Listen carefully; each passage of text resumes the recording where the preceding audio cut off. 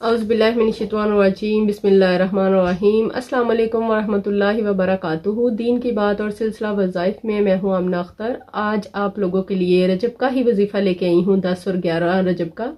इससे पहले मैंने 9 रजब का वजीफ़ा बयान किया था और उम्मीद करती हूँ कि सब ने वो किया होगा। ये छोटे छोटे वजीफ़े जो कुछ ही मिनट में हो जाते हैं, इनको लाजमी किया करें ताकि हम रजब के महीने की बरकतें समेट सकें, इस महीने की जो रहमतें हैं उनको हम समेट सकें। मैं रजब का 10 और 11 रजब का वजीफ़ा भी बयान करूंगी, लेकिन साथ मैं दुआ के बारे में भी बात करूंगी। दुआ क्यों मांगनी चाहिए, दुआ की अहमियत फजीलत के बारे में भी हम बात करेंगे। तो लेकिन इन सब बातों से पहले मैं आप लोगों से रिक्वेस्ट करूंगी, जो मेरे चैनल पे नए हैं वो मेरे चैनल को सब्सक्राइब कर दें और वीडियो देखने के बाद अच्छी लगे तो लाइक भी कर दीजिएगा और बेल के बटन को भी प्रेस कर दीजिएगा ताकि मेरी नई आने वाली वीडियो आप लोगों तक पहुंच सके। जज़ाकल्लाह। सबसे पहले हम बात करेंगे दुआ का, दुआ की अहमियत और फजीलत के बारे में हम बात करेंगे, क्योंकि हम सब जानते हैं ये कबूलियत का महीना है और दुआओं का ज़्यादा से ज़्यादा एहतमाम करें। तो दुआ क्या है? दुआ अल्फाज का मजमूआ नहीं है, दुआ कैफियत का नाम है। वो कैफियत जो हमारे दिल से निकलती है। कैफियत जब पैदा होती है तो दुआ दिल से निकलती है, और जो दिल से निकलती है वो अर्श तक जाती है, और जो अर्श तक जाती है वो लाजमी कबूल होती है। इस वजह से जब भी दुआ के लिए हाथ उठाएं, दिल से मांगें। जो रटे रटाए जुमले हैं वो अल्फाज होते हैं जिनको हम दोहराते हैं, तो कोशिश ये करें कि दुआ मांगें। अल्फाज तो हम दोहरा ही रहे होते हैं, और जब नमाज के लिए हम बैठते हैं तो हमें उस टाइम ये भी तो याद आ जाता है कि चूल्हे पे हांडी रखी थी, वो भी पकने वाली है, उठना है जल्दी से। या फिर ये याद आ जाता है बच्चे स्कूल से आने वाले, आटा भी तो गूंदना है। तो नमाज तो हम पढ़ लेते हैं, लेकिन उसके बाद हमारे जो दुनियादारी के काम है वो हमें दुआ नहीं मांगने देते। और अगर दुआ हम मांग भी लें तो हाथ उठा के जल्दी जल्दी जो रटे रटाए जुमले हैं वो चंद जुमले बोल के हम अपने अल्लाह पे एहसान कर देते हैं कि हमने मांग लिया है, तो बस उठ जाते हैं।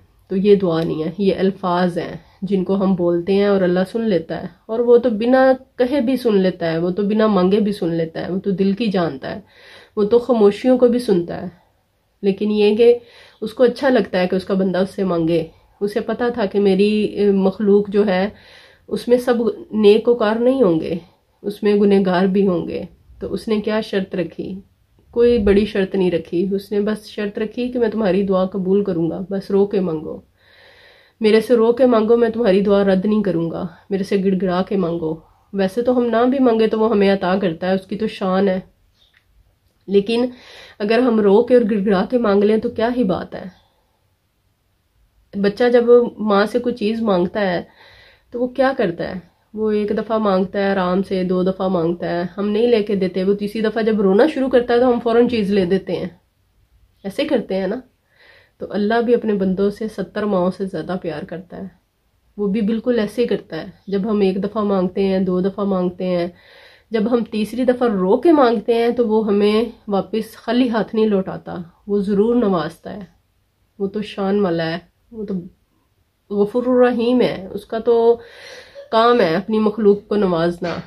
तो इस वजह से जब भी दुआ मांगे, रो के गिड़गिड़ा के मांगे अल्लाह पाक से, तो वो जरूर दुआ कबूल करता है। कुछ लोग ये शिकवा करते हैं कि हमारी दुआ कबूल नहीं होती, अल्लाह हमारी सुनता नहीं है। ऐसा नहीं कहना चाहिए, वो तो लाजमी सुनता है।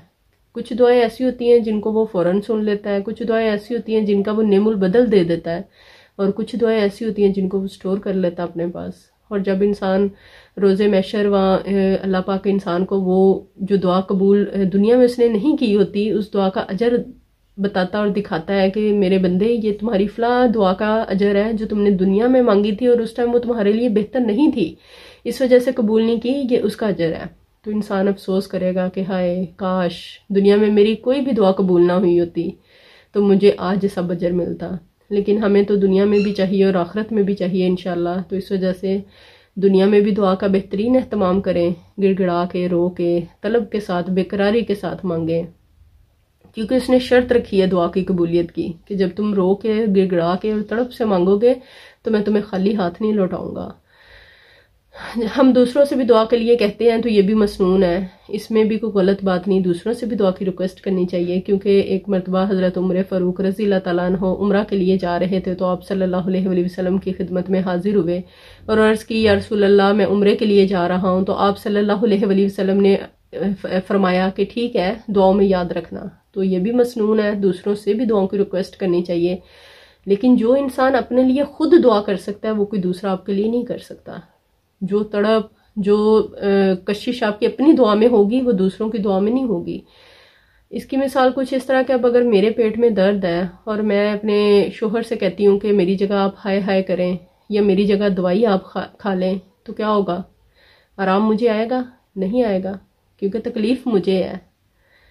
تو اگر وہ بھی مجھے اس طرح کہہ دیں کہ تم ہائے ہائے کر لو یا میرے حصے کی دوائی کھا لو، تو آرام کس کو آئے گا؟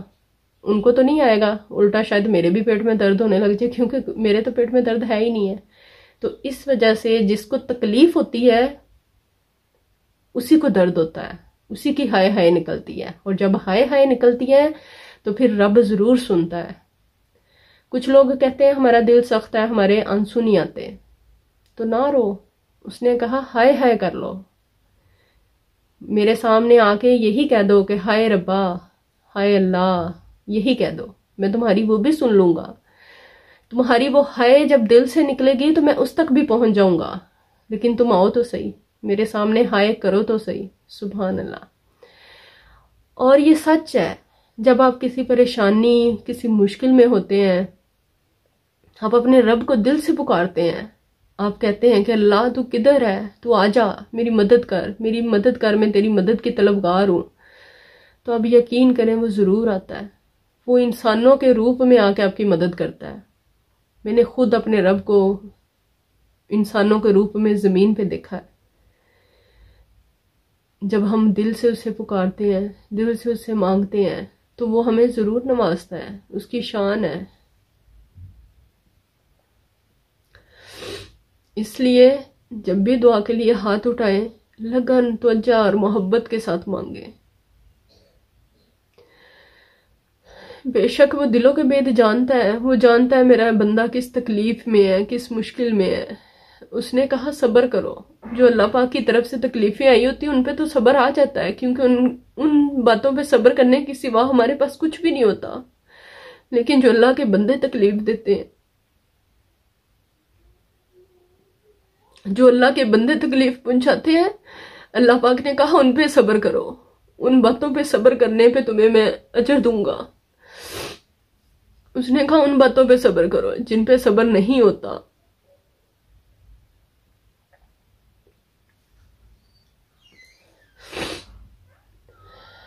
تو کوشش کریں کہ آپ کی ذات کسی کے لیے تکلیف کا باعث نہ بنے، آپ کی ذات سے کسی کو کوئی تکلیف نہ پہنچے، آپ کے الفاظ سے کسی کو کوئی تکلیف نہ پہنچے، کیونکہ جب اگلے انسان کا دل دکھتا ہے نا تو وہ بے شک آپ کو بد دعا نہ دے، وہ صبر جب کرتا ہے تو میرا رب اس صبر تک بھی پہنچتا ہے۔ وہ کہتا ہے تم بس صبر کرو، میرے بندوں کے دی گئی تکلیفوں پہ صبر کرو۔ جو اللہ پاک کی طرف سے تکلیفیں آتی ہیں ان پہ تو ہمارے پاس صبر کے سوا کوئی چارہ ہی نہیں ہوتا، لیکن جو اللہ پاک کے بندے ہمیں تکلیف پہنچاتے ہیں ان پہ جب ہم صبر کرتے ہیں تو میرا رب وہ دعائیں ضرور سنتا ہے۔ تو اللہ پاک کے پہ کامل یقین رکھیں، اس یقین کے ساتھ اللہ پاک سے مانگا کریں کہ وہ ضرور سنتا ہے، وہ ضرور نوازتا ہے، وہ کبھی بھی اپنے بندے کو خالی ہاتھ نہیں لوٹاتا۔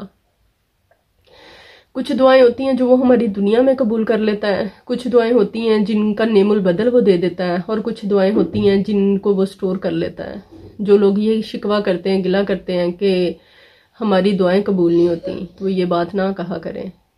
روز محشر جب اللہ پاک ان دعاؤں کا اجر ہمیں دکھائے گا کہ میرے بندے یا میری اے بندی، تیری یہ دعا جو میں نے دنیا میں قبول نہیں کی تھی کیونکہ وہ دنیا میں تیرے حق میں اچھی نہیں تھی، یہ آج تجھے میں اس کا اجر دے رہا ہوں، تو تب انسان کہے گا ہائے کاش میری دنیا میں کوئی دعا قبول نہ ہوئی ہوتی اور مجھے آج سارا اجر ملتا، کیونکہ اس جہاں میں ہمیں جو نیکیوں کی ضرورت پڑے گی وہ اسی ٹائم ہمیں اس کی اہمیت کا پتہ چلے گا۔ اس وجہ سے چھوٹی سے چھوٹی نیکی کو ضائع نہ کریں، اس کو بڑا سمجھ کے کریں۔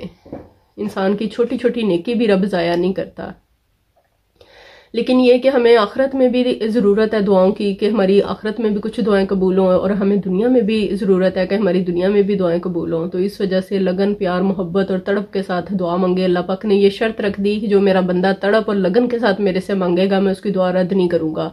تو اس لیے رب کے سامنے جب جائیں تو لگن اور تڑپ سے مانگیں. جو ہم روٹین کی دعائیں رٹی رٹائی دعائیں مانگ رہے ہوتے ہیں وہ الفاظ ہوتے ہیں، وہ الفاظ کا مجموعہ ہوتا ہے جو ہم نے زبانی یاد کیا ہوا ہے، اور ہم ہاتھ اٹھا کے ان کو رٹے رٹائی جملوں کو بول لیتے ہیں. اللہ پاک ان کو بھی سن لیتا ہے.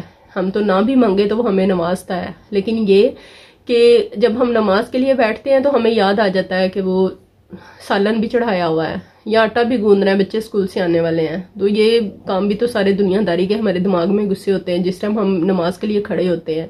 تو پھر وہ کیا ہوتا ہے کہ جلدی جلدی نماز پڑھی اور وہ جو رٹے رٹائے جملے وہ بولے اور منہ پہ ہاتھ پھیرا اور اٹھ گئے.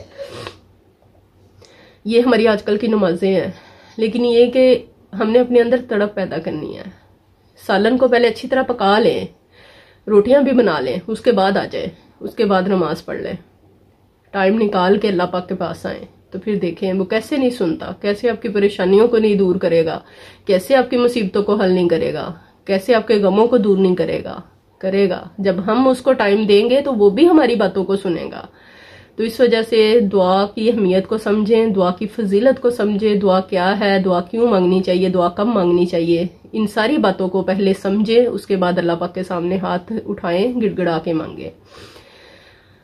اب ہم 10 اور 11 رجب کا وظیفہ جو ہے وہ دیکھ لیتے ہیں. 9 رجب کا وظیفہ بھی امید کرتی ہوں سب نے پڑھا ہوگا. یہ چھوٹے چھوٹے وظیفے بے شمار رحمتوں اور برکتوں والے ہیں. ان کو چھوٹا نہ سمجھیں، ان کی فضیلت جو ہے وہ بے شمار ہے. تو 10 اور 11 رجب کو آپ نے کسی بھی نماز کے بعد 100 مرتبہ استغفر اللہ استغفر اللہ استغفر اللہ، زیادہ سے زیادہ استغفار کرنی ہے. ہر نماز کے بعد بھی آپ کر سکتے ہیں اگر ٹائم آپ کے پاس ہے تو ہر نماز کے بعد 100 مرتبہ استغفار کر لیں. استغفار اللہ پاک کو بہت پسند ہے. اس کا بندہ جب استغفار کرتا ہے تو اللہ پاک جو ہے اس کو بے شمار برکتوں سے نوازتا ہے. زندگی میں اگر کوئی پریشانی ہے، کوئی ٹینشن ہے تو استغفار کریں. تو اس مہینے میں تو اسپیشلی استغفار جو ہے وہ قبول ہوگی، ہماری توبہ قبول ہوگی، اللہ پاک ہماری توبہ کو قبول کرے گا. تو اس مہینے کو گوانا نہیں ہے. ہر دن کا جو وظیفہ ہے وہ لازمی کرنا ہے تاکہ ان وظیفوں کو کر کے ہم اس مہینے کی برکتوں کو، اس مہینے کی رحمتوں کو سمیٹ سکیں. استغفار استغفار استغفار چلتے پھرتے اٹھتے بیٹھتے کریں. ہر نماز کے بعد 100 مرتبہ استغفار کریں. اول و آخر درود پاک پڑھنا ہے، درود ابراہیمی. جو شخص 10 مرتبہ نبی پاک صلی اللہ علیہ وسلم پر صبح کے ٹائم اور شام کے ٹائم درود پاک بھیجتا ہے، قیامت کے دن نبی پاک صلی اللہ علیہ وسلم نے ارشاد فرمایا کہ وہ میری شفاعت میں ہوگا، اسے میری شفاعت نصیب ہوگی. تو ہمیں اور کیا چاہیے؟ نبی پاک صلی اللہ علیہ وسلم کی شفاعت مل جائے، ان کی شفاعت میں جگہ مل جائے تو اور کیا چاہیے؟ اس سے زیادہ تو خوش نصیبی ہو ہی نہیں سکتی. اور صرف 10 مرتبہ صبح اور 10 مرتبہ شام، کوئی مشکل نہیں ہے، بڑا آسان ہے. تو جب آپ درود ابراہیمی، کچھ لوگوں کو مشکل لگ رہا ہوتا ہے کہ یہ لمبا درود پاک ہے، لیکن جب آپ پڑھنا شروع ہو جاتے ہیں، آپ کی زبان پہ روانگی آ جاتی ہے تو آپ یقین کریں اس سے چھوٹی شاید ہی کوئی عبادت ہو. بہت ہی مزہ آتا ہے پڑھنے کا اور بہت جلدی آپ پڑھ لیتے ہیں. مجھے بھی شروع میں مشکل لگتا تھا، لیکن اب الحمدللہ بہت ٹائم سے میں درود پاک جو ہے وہ پڑھتی ہوں. تو میں اب جب پڑھنا سٹارٹ کرتی ہوں نا، بالکل ہر چیز کو چھوڑ کے، دل لگا کے، پورا دھیان فوکس اپنا درود پاک کی طرف ہوتا ہے، تو 15 سے 20 منٹ میں 100 مرتبہ آرام سے پڑھا جاتا ہے. اتنی روانگی زبان پہ آ گئی ہوئی ہے الحمدللہ. تو اس کو پڑھنے کا مزہ بھی آتا ہے. تو کچھ دن پہلے میرے گھٹنے میں درد تھا، تو بلکہ کچھ ٹائم سے ہی تھا، 1.5 سال ہو گیا میرے گھٹنے میں درد تھا. تو کچھ میں درود پاک تو پڑھتی ہوں، لیکن کیا ہوتا تھا میں بس پڑھ لیتی تھی اور بس پڑھ لیا. لیکن اب میں کیا کرنے لگی کہ میں درود پاک پڑھ کے اپنے ہاتھ پہ پھونکتی تھی اور اپنے جسم پہ اس کو پھیر لیتی تھی. مطلب ایسے بازوؤں پہ بھی پھیر لینا اور گھٹنے پہ بھی ہاتھ پھیر لینا نا. اور میں نے محسوس کرنا شروع کیا کہ جب مجھے کچھ دن ہوئے، کچھ 4-5 دن، تو میں نے محسوس کرنا شروع کیا میرے گھٹنے کی درد ختم ہو گئی ہے. سبحان اللہ. ہم لوگ عبادت کر تو رہے ہوتے ہیں لیکن دھیان سے نہیں کر رہے ہوتے. اللہ پاک بے دھیانی میں بھی ہمیں نوازتا ہے، لیکن یہ کہ سوچیں اگر ہم دھیان لگا کے کر لیں تو کیا ہی مزہ آئے، کتنی برکتیں اور رحمتیں ہمیں ملیں. تو میں نے درود پاک، درود ابراہیمی جو ہے وہ میں مطلب 100 مرتبہ پڑھتی ہوں. تو تسبیح پڑھ کے اس کے بعد میں اپنے ہاتھوں پہ پھونک مارتی ہوں اور اپنے ہاتھوں کو اپنے پورے جسم پہ پھیر لیتی ہوں. اور میں نے محسوس کیا کہ 4-5 दिन में मेरे घुटने की जो दर्द थी मुझे उसमें फ़र्क महसूस हुआ। तो मैंने सोचा कि मतलब ये किस चीज़ से मुझे फ़र्क है। तो फिर मैंने कहा ये तो मैं दुरूद पाक पढ़ के इस तरह, मतलब मैं फिर बेध्यानी में रही हूँ ऐसे कि चलो मैं इस तरह इसकी बरकतें जो है वो अपने जिस्म पे कर लेती हूँ ना, तो फेरा मैंने हाथ बेध्यानी में, लेकिन अल्हम्दुलिल्लाह अल्लाह पाक के कलाम में इतनी बरकत है कि मुझे वो आराम आ गया। तो आप लोग भी छोटे छोटे वजीफे जो होते हैं उनको छोटा ना समझा करें। अल्लाह पाक के नामों में बहुत बरकत है, बहुत फजीलत वाले वजीफे होते हैं, ये इनको लाजमी कर लिया करें। आज भी आपने मतलब अस्तगफार करना है, ये भी कोई मुश्किल नहीं है। नमाज के बाद 100 मरतबा अस्तगफार करके अल्लाह पाक से दुआ मांगनी है, और दुआ में जो है वो शर्त है तड़प, लगन और दिल से मांगनी है। तो इंशाअल्लाह जो भी परेशानी आपकी, जो भी मुसीबत है, जो भी गम है, बीमारी है, तंगदस्ती है, या किसी भी तरह की कोई परेशानी वो इंशाअल्लाह जरूर दूर हो जाएगी। अपने लिए भी दुआ करें, दूसरों के लिए भी दुआ करें। यहाँ मुझे एक और वाक़या याद आ रहा है कि कुरान पाक में इतनी बरकत है, लेकिन वो मैं आपको अपने अगले वजीफे में बताऊंगी, क्योंकि अभी ये वीडियो काफ़ी लंबी हो जाएगी और फिर आप लोग तंग पड़ जाते हैं कि इतनी लंबी वीडियो। तो बस आज के लिए इतना ही काफ़ी है। जो अगला मुझे बात याद आ रही है वो मैं अगले वजीफे में इंशाल्लाह आपको बयान करूंगी, अगली वीडियो में आप लोगों को बताऊंगी। रजब का जो मैं अगला वजीफा लेके आऊंगी उसके साथ आप लोगों को बताऊंगी इंशाल्लाह। तो अपना भी ख्याल रखिएगा और दुआओं में याद रखिएगा। अल्लाह पाक हम सब की परेशानियों को दूर करे, हम सब की मुश्किलात को आसान करे, हम सबको नेक और बामल बनाए, अमल करने वाला बनाए, नमाज पढ़ने वाला बनाए और ज़्यादा से ज़्यादा नेकियां करने वाला बनाए। आमीन सुम आमीन या रब्बिल आलमीन। अपना ढेर सारा ख्याल रखिएगा, दुआओं में याद रखिएगा। अल्लाह हाफिज़।